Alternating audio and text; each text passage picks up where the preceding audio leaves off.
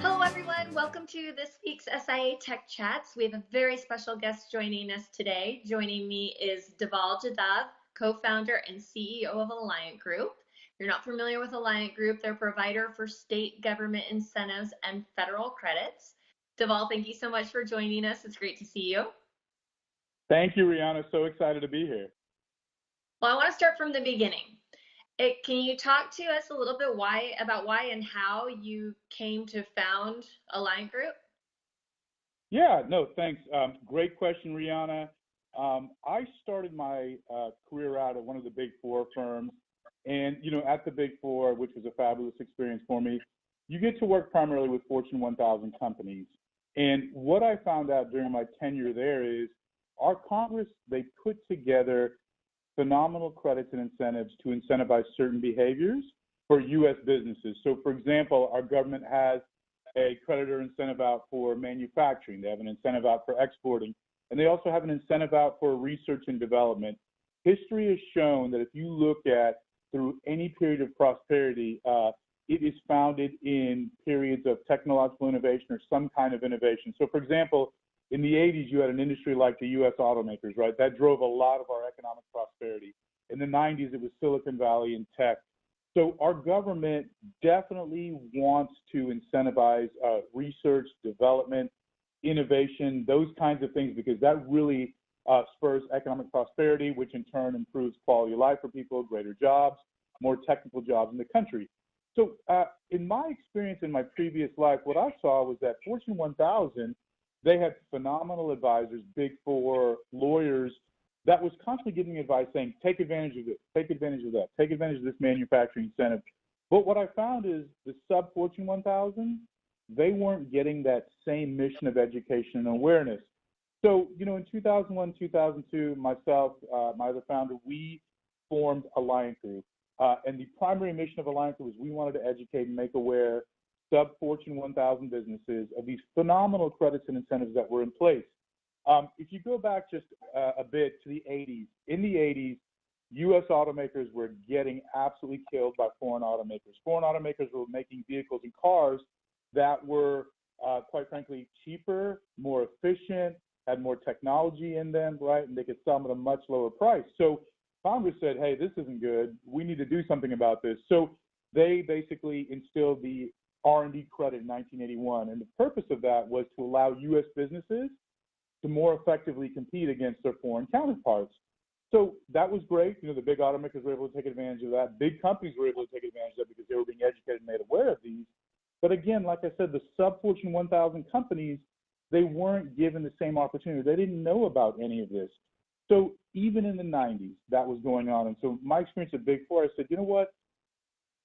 Small, medium-sized businesses, the sub-Fortune 1000, when you look at who employs the most employees in the United States and where does innovation really come from, it happens at this level, right? At the sub-Fortune 1000 level. And Rihanna, I know, and again, our partnership with SIIA has been phenomenal. I've learned a lot about you, your organization, how passionate you are to help your members. But when you look at a lot of the innovation, it happens at, for example, like at your members, your companies. And what happens is innovation occurs there, and then larger companies typically come in and they'll acquire these companies and take some of these technologies and really make a commercial application out of it. But the sad thing is that if you look at what's happening to the United States starting in the 80s and going forward, the United States has become the world's largest middleman or broker. If you look at what we have here, there are tons of lawyers. I'm a lawyer. I'm a recovering lawyer as well. Lots of accountants, investment banking, right, real estate agents, a lot of left pocket, right pocket people, which is fine and dandy. But the people that actually do, software developers, engineers, architects, right, people that actually design, manufacture, develop, really make products and processes that improve, U.S. folks' lifestyle, those folks were fleeing for more fertile shores, right? And so what we had left was, like I said, a lot of lawyers, financiers, investment bankers.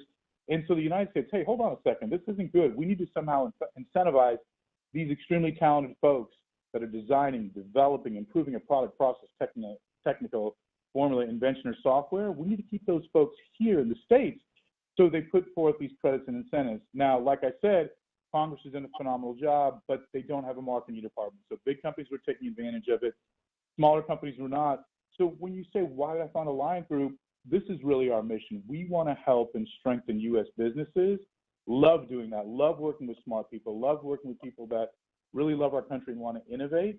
So again, that was kind of the premise of why we started Alliant Group. We're on a mission of education awareness. We want to educate all different kinds of companies as to, hey, take advantage of these credits and incentives.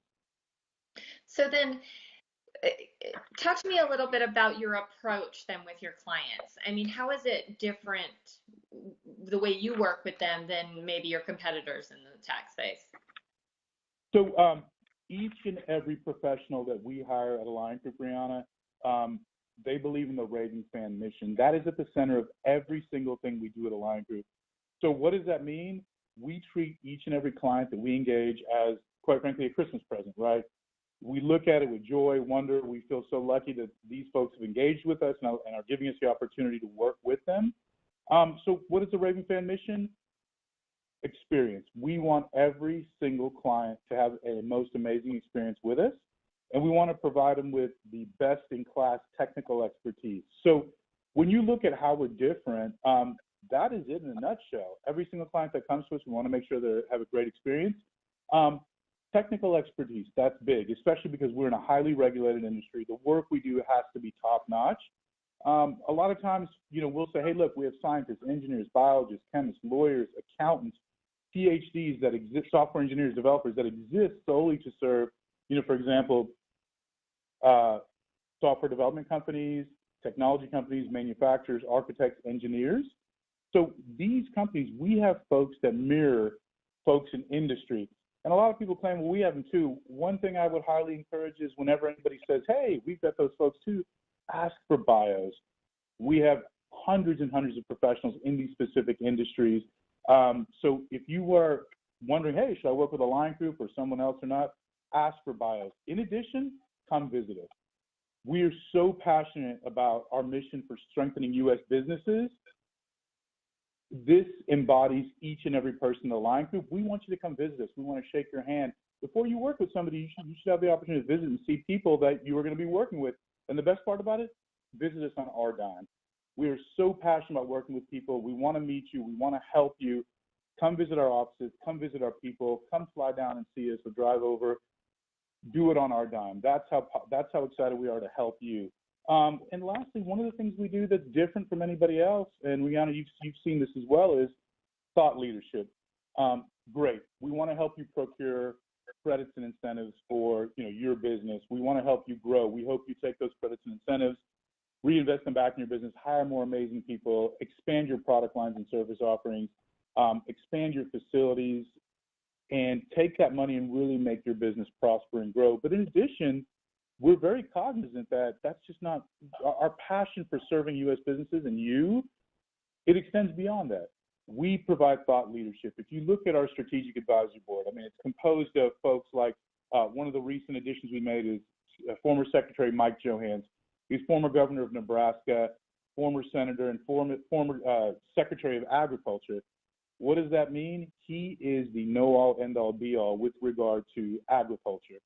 So he has helped us understand the agriculture industry, which is a huge part of the domestic GDP, and how potentially they can take these phenomenal credits and incentives that our government put forth to say, hey guys, use this, become more competitive in the global marketplace. So hiring experts like that, we also have former IRS commissioners Mark Everson, Steve Miller, Kathy Petronchek.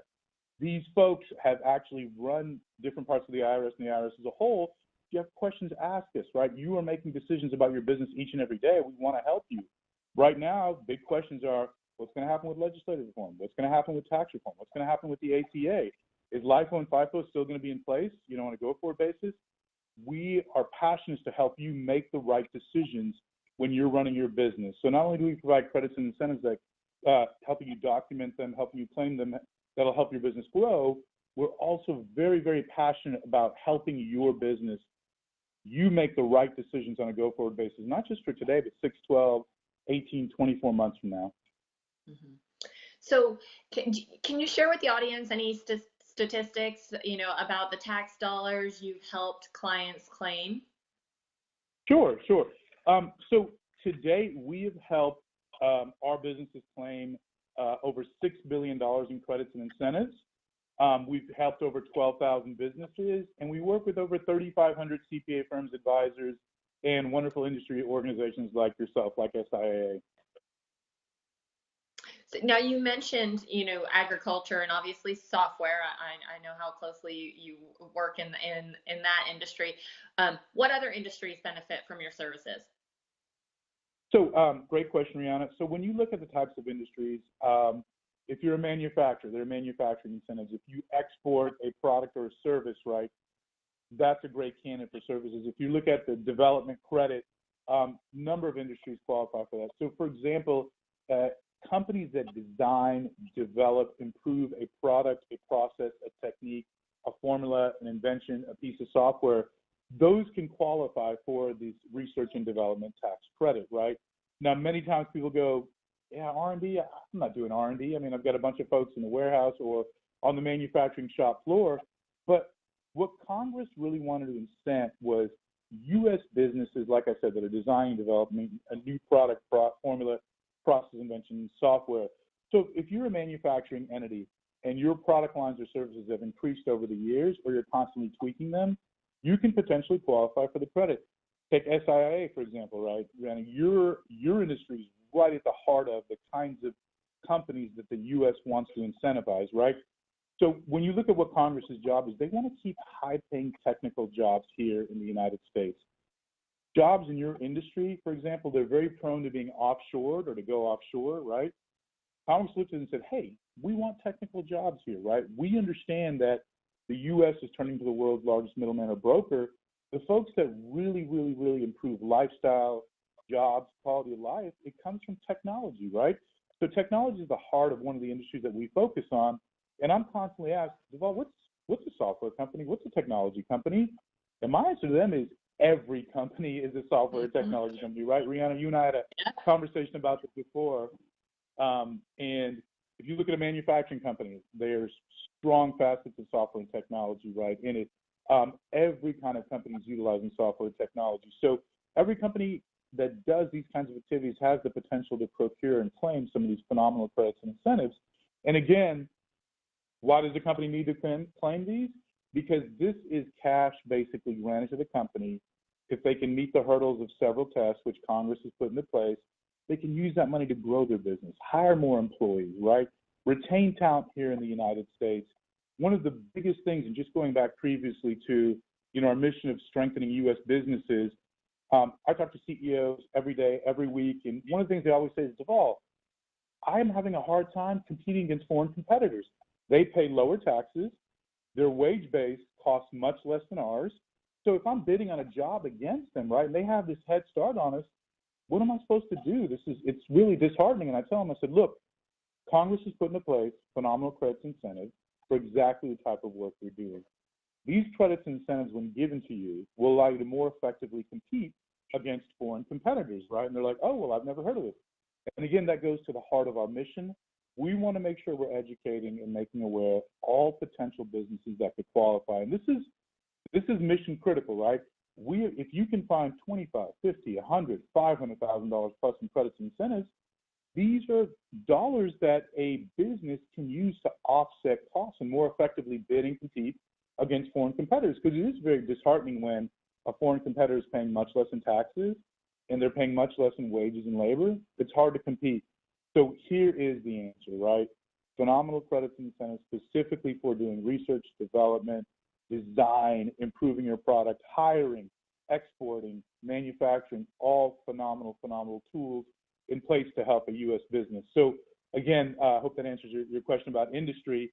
And again, that's why we're super passionate. Also with regard to industries, Rihanna, I know, when we've spoken before, we're very passionate about STEM. In our country, unfortunately, not enough young folks are going into STEM. And so one of the things we're doing is we are working with a lot of our industry partnerships, promoting STEM careers, working with kids and underprivileged kids and saying, guys, these are phenomenal careers. Take advantage of them. I know maybe in junior high or high school you weren't aware of a lot of these types of careers, but we're when we talk about the industries that we're focusing on, it's folks that really are participating in STEM. And Rihanna, you and Ken, so excited to be working with you guys on this initiative as well. So that's just a brief kind of primer on the kinds of industries that we work on. There's over 50 industries that qualify for these kinds of credits. So I don't want to go through all of them and bore you, but those are some of the ones that gives you a general gist or idea of the kinds of industries that can qualify. That's great, and certainly I applaud your mission. I do want to touch. You spoke earlier about the culture of the raving fan. Everyone within your organization adheres to that. And I've been in your office. I've been around your employees, and there is that culture in your office. And you recently won our innovation award for revitalizing your workplace culture. As the CEO, can you talk about how you've built that culture, how you maintain it, more importantly? Yeah, absolutely. Rihanna, great question. And when you look about what makes people successful, really enjoy their life, really enjoy the work that they do, I always go back to passion. And people ask me, what's passion? So, for example, I'm a big Star Wars fan. And when you look at the original trilogy, especially the first two movies, Star Wars and Empire Strikes Back, you look at George Lucas, he was so passionate about those movies, right? It wasn't a job. It was like a calling. Those two movies were one of the most wonderful and amazing movies I've ever seen, because you can see his passion for that world and the Force and Jedis and all that stuff. I know I'm going a little bit off track, but that's what passion does. People love people that are passionate about what they do. And when something starts to become a job that you have to do, or a chore, you start to lose that passion, that excitement, quality goes down, engagement goes down. So when you look at our culture and this Raving Fan mission, we hire people that love to serve U.S. businesses, are passionate about helping U.S. businesses. One of the things I've said many, many times is, I've been all around the world. The best place in the entire world is the United States of America. I've never been anywhere more exciting, more passionate, where your performance is based on the merits in what you do, not necessarily who you know or what you know. My parents emigrated from India in the late 60s, and one of the reasons why they came here was because he wanted to make sure I had the opportunity to succeed based on my own merits, right? Not who you know, what you know. When my dad lived overseas, it was not necessarily, he was an engineer by trade. It was not about him, his work ethic, the product he put out. It was, quite frankly, did you know the right person? Did you bribe the right person, unfortunately? And that's very, very sad. So he made the decision to come to America. And, I feel like my mission now, my father and mother gave me the most wonderful opportunity in the world, allowing me to grow up here, start a business, learn. I really want to pass that passion on to others now. So when you look at our culture, it is around passion. It is around the Raving Fan mission. It is around every single business that comes to us. We want to make sure they have an amazing experience and receive the best quality work product. And our culture is based on excellence. When you look at, so some of our cultural tenets, and I won't bore you with all of them, but example, one of them is urgency. Urgency is a big thing. A lot of times at some businesses, and we've all had that experience, and I'll use, let's say, the cable company. How many times we called and said, hey, I need help, my cable's not working, my internet's not working. Sure, I'll be there between 1 to 5. Okay, so you take off work, you're sitting at home, 1 p.m., 2 p.m., 3 p.m., 4 p.m., 5 p.m. comes along, you're like, what's going on here? You call the company, they go, oh, sorry, we weren't able to make it out today, we'll come tomorrow. Well, the first thing that goes on in your mind is probably hurt, anger, sadness you missed a day of work and hanging out with all your friends and doing good work, but anger's there. So, and they don't do anything to assuage it, right? So one of the things that we urge our folks is urgency, right? Always get in front of clients, always speak to them, always meet milestones, always meet deadlines, right? Be transparent with them. If something's going on, always have a dialogue and collaborate. So that's at the heart of it. Also, we talk about collaboration and transparency. Internally, we're constantly collaborating, right? One of the issues you have with large companies or advisors is the advice you get from the Kansas City office may not necessarily be the same as the advice you get from Houston or New York, because those folks, due to geography and other things, they're not talking, collaborating amongst each other. One of the advantages of Alliant Group, and our Vice Chairman, Mark Everson, former Irish Commissioner, this is the thing that amazed him and he found so exciting, is all of our implementation folks are co-located in one area. They travel everywhere. We have folks housed in other offices, of course, but we require folks to kind of make a journey to Houston, collaborate on industries, right? tax technical items, right? Different things so that the knowledge base is homogenous. It's not just Houston's an expert on this, New York's an expert on this, Kansas City or Atlanta's an expert on this. That's one of the advantages you get when you hire a line group, right? There's a homogenous set of information expertise. It's not, oh, geez, if I get a guy from Kansas City or Houston or New York or Georgia, his or her experience will be different, entirely the same. So when you talk about our culture, the Raving Fan mission, high performance, excellence, urgency, transparency, collaboration, and Rihanna, you visited our office, you've seen our folks. We hire folks that are excited about this stuff and want to be the best, right? We don't want to, look, when you go back to our overall mission, we want to hire smart, dedicated, intelligent, motivated folks that are dedicated to serving you, your businesses. And to me, that's what it's all about. I mean, every single day when you're working with clients, you see a smile on their face, they get dollars back. They talk about hiring 10, 20 people because of the money that we were able to help them procure. No more exciting people, no more exciting feeling in the world. It certainly shows in your employees. Like I said, I have been there and I've seen that. I've got a couple of questions before I let you go. What upcoming projects are you excited about right now that are going to move Alliant Group forward? So one of the things we are super passionate about is, again, helping strengthen U.S. businesses via these credits and incentives. Every day, our professionals, myself, our executive team, our professionals, we go and go, oh my gosh, there's thousands upon thousands of businesses that we're not reaching, right? What happens? What about a company that's about to close or shut down its operation, or maybe lay off that single mother that has 4 children that really needs this job, but the company can't afford it, right? Or that engineer, that next person that's going to come up with the next best great thing. So we're always like, gosh, I wish we could do more outreach. I wish we could visit more companies, shake their hands. So one of the things we're doing is through the end of the year, our goal, our mission is we want to hire 100 more professionals, right? And these are professionals in engineering, software, technology, manufacturing, architects, lawyers, accountants, right? PhDs. We need those folks to basically improve our output and our ability to connect with more U.S. business and educate them, make them aware of all these phenomenal credits and incentives. So that's one of the big initiatives that we have going on right now. Also, like I said, hand in hand with that, we want to get in front of more phenomenal organizations and industries like yourself. I mean, Rihanna, recently we've been working with some of your members for a little while, but we recently met, and you're now part of our strategic advisory board. But we want to find more phenomenal organizations like yourself that are. I mean, Rihanna, when I see you and how passionate you are with your membership, I know that when you speak to your members, they know you have their best interests at heart. We want to partner with more organizations like yourself and get the word out. I mean, Congress has done a phenomenal job legislating these credits. Fortunately, unfortunately, they don't have a marketing group, right, that kind of conveys this message. So, you guys are our conduit. We want to educate you, your members. So we need more industries, more industry organizations. We're very excited about that. Also, I talked about this briefly before.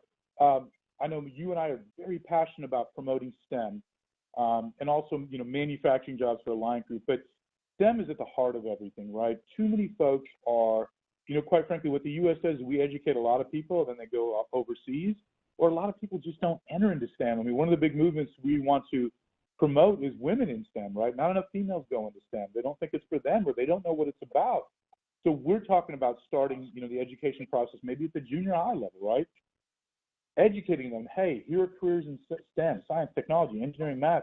Here's some careers in manufacturing, right? You don't know about these, but you should look into these industries, right? They're very lucrative. They're high paying. They will provide you a good quality of life. And quite frankly, when you look at the 21st century and the 22nd century, which hopefully we'll all be around for, this is the direction our country is taking, right? We're becoming more of a services industry and a services economy. So more of these types of jobs are going to become available. My biggest fear is young folks are going to go into a lot of older state industries, and the world is going to pass them by, and they're not going to be able to provide for themselves, their families. And when quality of life goes down in a country, unhappiness emerges and we get left behind. And this is all about, we want to win. The U.S., when I told you when my father and mother came over in the late 60s, it was about providing a better life, better quality life. And we want to win. We want to be the best, right? We want to stand for excellence in every single thing we do. So I think it's absolutely critical that we promote these STEM type jobs and also manufacturing type jobs as well, to really, really make sure that our folks are learning a skill set that will withstand the test of time and won't become outdated. So that's a big initiative of ours. Also, for me personally, success, I mean, I know you've heard this many times, success is not about individual accomplishment. It's who you've brought along, right? Who you've made better in your life, whose life have you improved. And what saddens me greatly is I'm only who I am because, I had parents that cared about me, that came over here, and quite frankly, that lived in the right zip code and tried. It's unfortunate that there's so many underprivileged kids out there that weren't born in the right zip code, that weren't given the opportunity to be you or me and really influence and move people and change their lives. So, one of the things that you and I have talked about, we want to help underprivileged children who are very bright, energetic, excited, go into careers in STEM, maybe become a member of SIA one day.